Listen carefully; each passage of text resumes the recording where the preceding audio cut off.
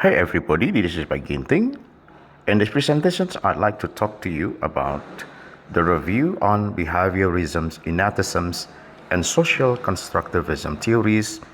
And we're gonna look at these theories in relations to second language acquisitions. Now let's start with the first slide. Second language acquisitions is the process by which a person learns a second language in addition to their first language, and this can happen in a variety of settings, such as classrooms, language immersion program, or naturalistic language learning environments. You might be asking me question, what is meant by language immersion programs and naturalistic language learning environments? They are approaches to language learning, providing learners with extensive exposure to the target language, that is English, which context that is similar to natural language use. For example, language immersion programs typically involve placing learners in an environment where the target language, in this case English, is spoken as the primary means of communications. For example, a student wants to learn Spanish, for example, might enroll in immersion programs in Spain, or somebody who wants to learn English might do this in English-speaking countries, where all communication, instruction, and interaction takes place in Spanish or English. This approach encourages learners to interact with native speakers and to use the language in real-life situations, and that can help them to develop fluency and confidence. Now let me talk about naturalistic language learning. It is a similar approach to language learning involving exposing learners to the target language in the context that is similar to natural language use. And this might involve spending time in a country where the target language is spoken, or watching movies or TV shows in the target language, or engaging in conversation with native speakers. The idea behind naturalistic language learning is to provide learners with an authentic and immersive language experience that can help them develop their speaking, listening, reading, and writing skills.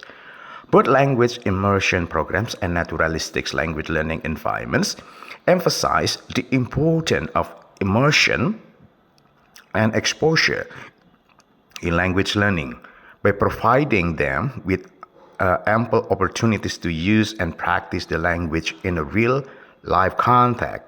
These approaches can help learners to develop their language skills more quickly and effectively than traditional classroom-based instruction.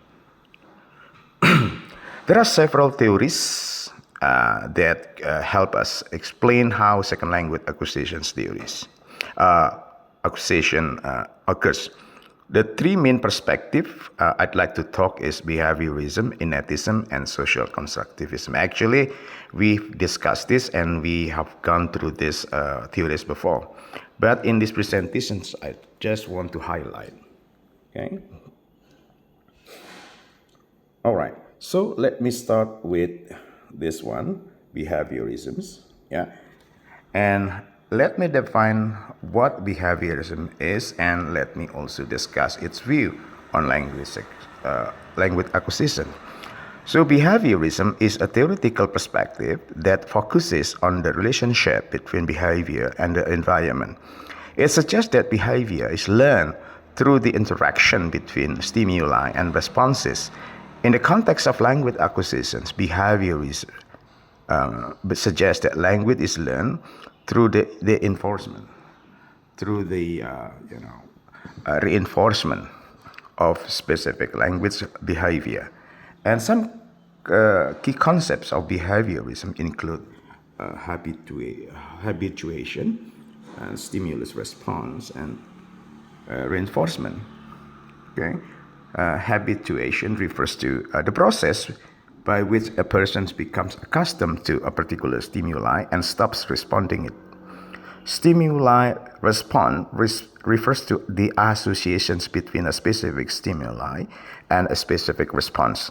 Reinforcement, on the other hand, refers to the use of rewards and punishment to increase or decrease the likelihood of specific behavior.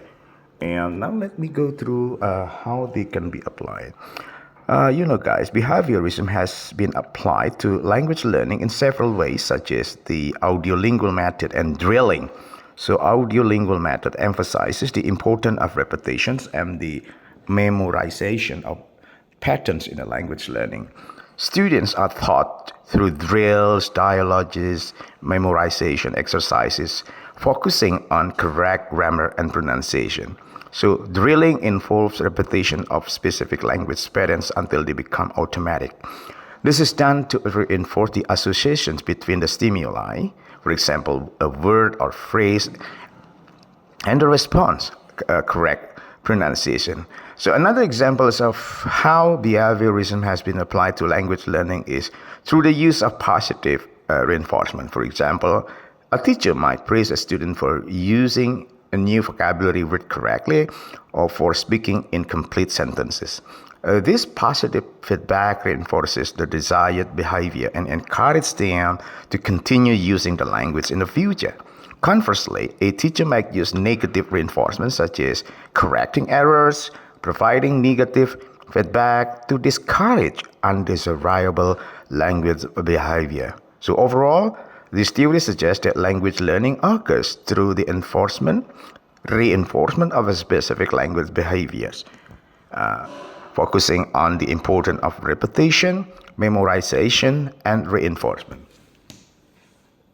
Now let me talk about innatism, all right? Innatism.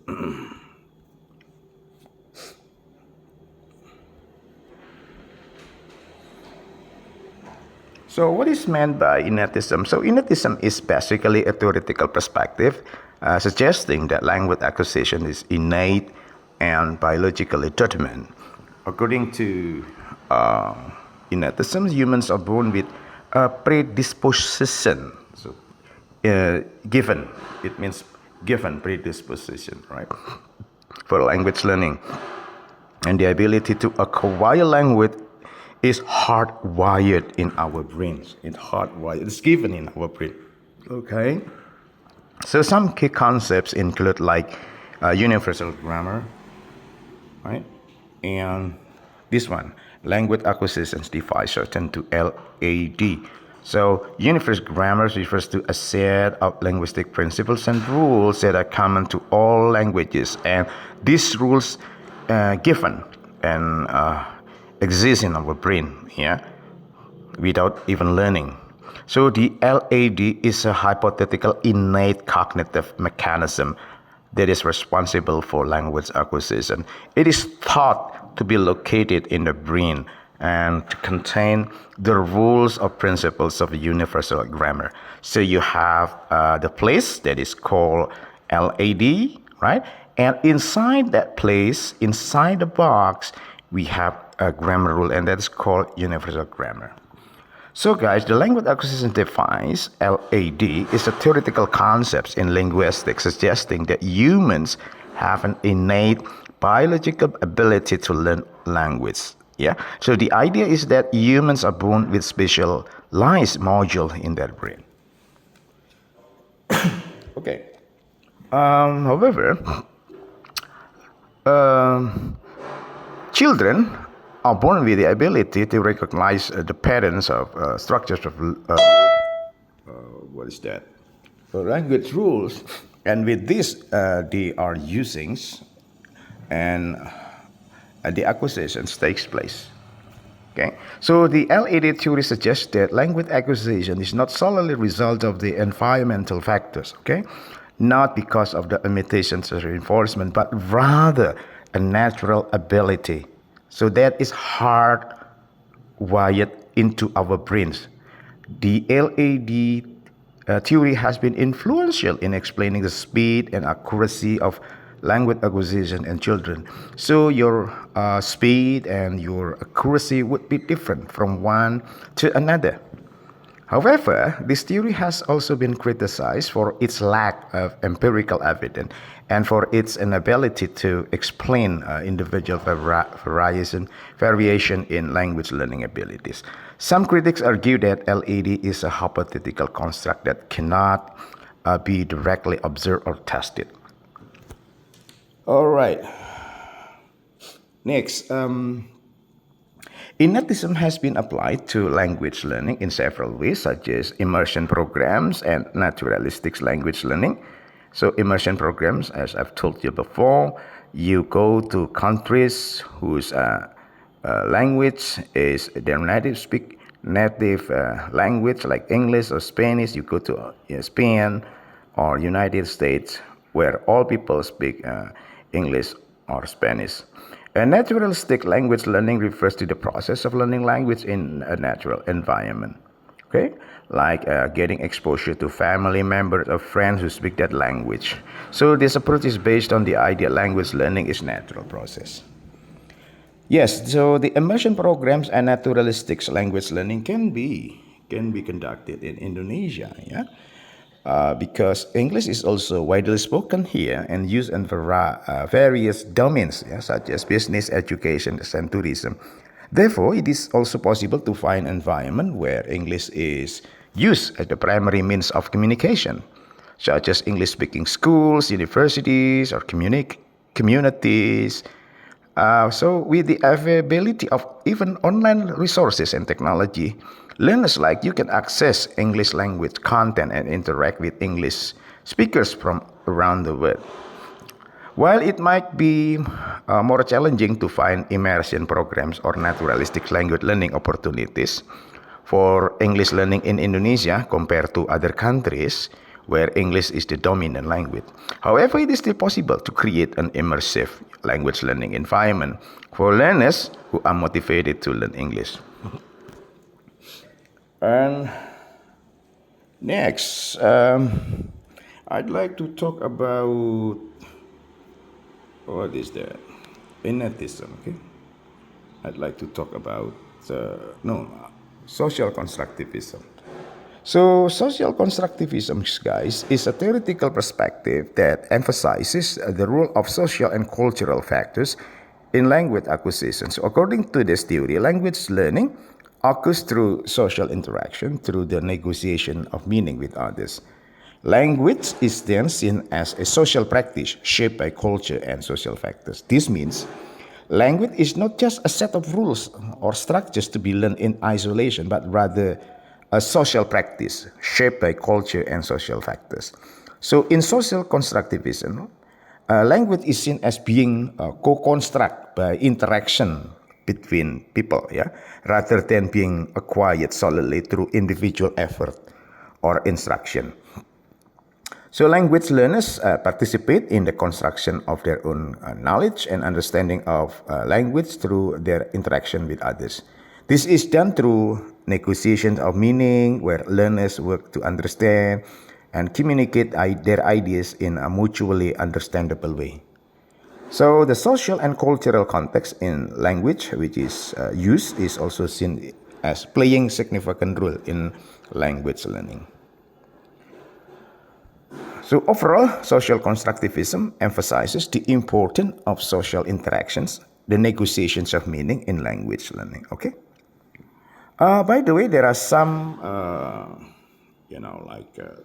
key concepts in the social constructivisms like scaffolding, zone proximal development. Usually we call it ZPD. Let me talk about this one by one. Okay. So scaffolding actually is a process of providing support and assistance to learners.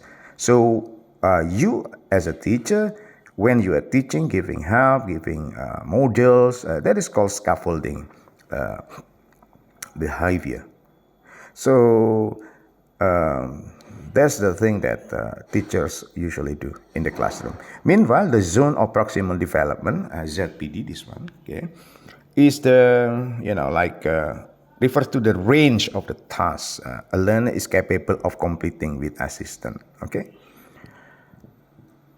And this is concept developed by Vygotsky, a psychologist from Russia, who is very, very smart. Yeah, and with this, we can learn that if a student can count to 10, for example, 1, 2, 3, until 10, but not to 20, yeah, just 10, then ZPD might include counting from 11 to 20 with assistant.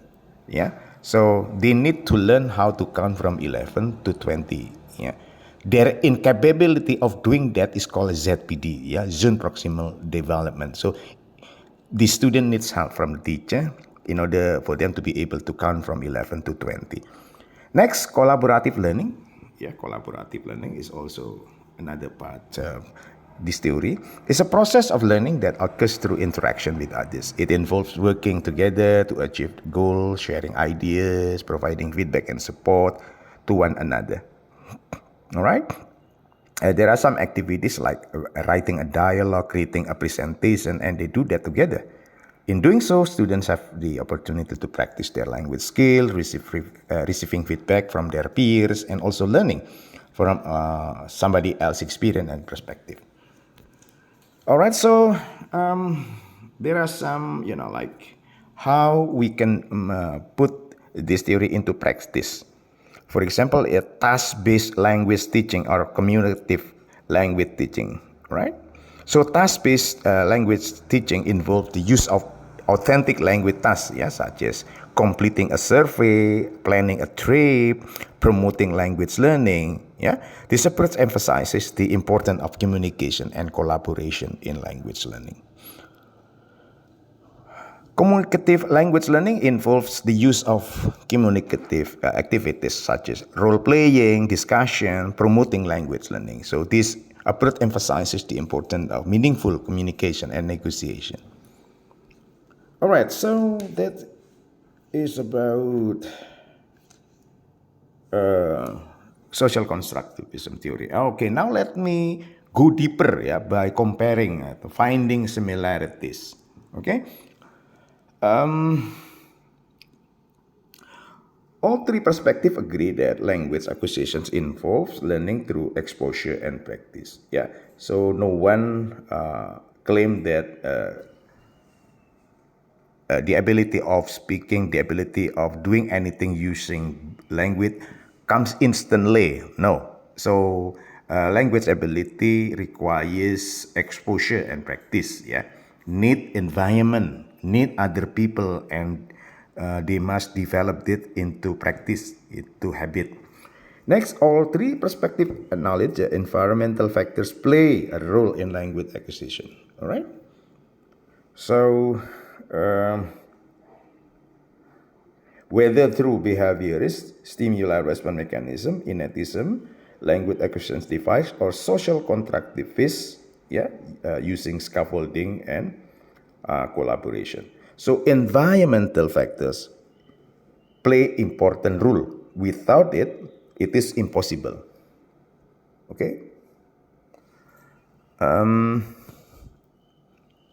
Next is differences, contrasting. All right. Let me talk about contrasting. Behaviorism, guys, view language acquisition as a habit, like habit formation. For example, teacher might use this technique to teach vocabulary by providing positive reinforcement such as praise or small rewards. So this repetition and reinforcement can help learners form or establish habits that eventually become automatic. Innatism, on the other hand, let me, highlight this. Oh, sorry.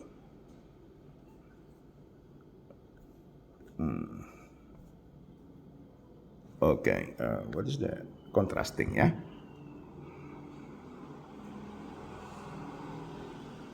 Okay, so I've talked about behaviorism, and now let me talk about innatism. Innatism, on the other hand, suggests that humans are born with an innate ability. You know that we discuss universal grammar and language acquisition device. So, language acquisition device (LAD) is the box in our brain. Meanwhile, inside the box is the rule that is called universal grammar. They are innate, they are innate mechanism and allowing children acquiring language unconsciously. For example, children seem to learn rules from their language without explicit instruction. They it's not necessary for them to go to school in order to learn bahasa Indonesia, their native, right? So, but they know that unconsciously. Meanwhile, social constructivism highlights the importance of social cultural factors. So language is seen as a social practice shaped by culture and social factors. For example, a language learner might work collaboratively on tasks such as creating story, engaging in debate, and this kind of practice will help them to develop language ability. So in summary, all perspective agree that language acquisition involves learning through exposure and practice. However, they differ in their explanation of the mechanism involved. Behaviorism, once again, sees language acquisition as a habit formation process. Innatism suggests that humans are born with an innate ability, acquiring language. Meanwhile, social constructivism emphasizes the role of social and cultural factors. Okay, next let me talk about strengths and weaknesses. Behaviorism, this one, is effective in promoting automaticity and accuracy because it focuses on repeated practices and feedback. All right. Next, innatism recognizes the role of biological and cognitive factors in language acquisition. All right. Which is believed to be innate mechanism. However, innatism may oversimplify, the complexity of language learning, ignoring role of social and cultural factors. That they are factors that can shape a language. Okay, I think I need to move back to behaviorism. This theory has weaknesses, right? Because this theory do not recognize how learners can think critically, creatively, right? Flexibly about language use in real life situations. So it's more like automatization. Behaviorism just focuses on automatization, ignoring people's creativity, critical thinking, something like that. Yeah. All right, and social constructivism emphasizes the importance of the interaction and cultural context in the language learning. All right, and this theory has weakness because this theory does not account for individual differences in their needs and their abilities, right? And this theory does not address the cognitive demand of language learning, such as memorization and attentional control. Okay. All right, so behaviorism, in conclusion, has contributed to the development of effective teaching method, right? So this theory, has contributed the techniques of language teaching. That is called audiolingual and drilling techniques. Yeah. Meanwhile, innatism also contributes to the program that's called immersion program and naturalistic language learning. Meanwhile, social constructivism contributes to the development of program that is the need of creating meaningful communication and collaborative learning. Okay, so this theory have contributed to the language teaching program. So in conclusion, guys, in this review, I've discussed three theoretical perspectives, right, on second language acquisition, behaviorism, innatism, and social constructivism. Each theory offers unique insight into how language is learned and how they have contributed to the development of effective teaching method and material. It is important to recognize that there is no single, there is no single approach, the best approach for all learners. Okay, so different learners may have different approach. Therefore, it is crucial for us, language teachers, to consider different theoretical perspective and teaching method when designing language learning activities. Alright guys, so by understanding the strengths and weaknesses of each perspective, you as language teachers can make informed decision which method to use, which method to tailor their teaching strategies to meet the needs of your student. So the goal is to create an inclusive, engaging learning environment, promoting successful language learning. Yeah, that's our goal. Thank you very much, guys. I hope that you find this presentation useful. All right. Okay. Thank you very much.